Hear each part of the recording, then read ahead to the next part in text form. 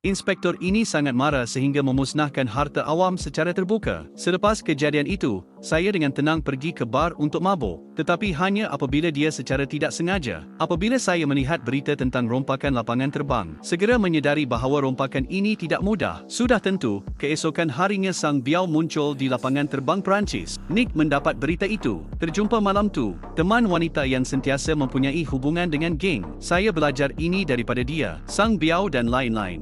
Mensasarkan pusat perdagangan berlian terbesar di dunia. Pada masa yang sama, Sang Biao di sini menyamar sebagai berlian dari London, menggunakan rakan sepasukan wanita Lisa sebagai pencari jodoh, berjaya berhubung dengan Eve, pengurus pusat dagangan, dan berlian merah jambu yang mereka curi. Hawa segera dibunuh. Saya fikir saya boleh menyewa pejabat dengan lancar, digunakan untuk memahami keselamatan pusat perdagangan. Tetapi apa yang Sang Biao tidak pernah jangkakan ialah, dia mencuri berlian merah jambu ini. Dia adalah kegemaran bos mafia Itali. Tiada rekod transaksi. Hawa tidak berani berniaga dengan mudah. Sang Biao tiada pilihan selain menelan kemarahannya, jual pada harga yang sangat rendah. Tetapi Sang Biao tahu, tidak lama lagi, semua khazanah yang dikumpul di sini akan menjadi milik anda. Akibatnya, Sang Biao baru pulang ke kediamannya. Kemudian dia menemui Nick yang sudah lama menunggu.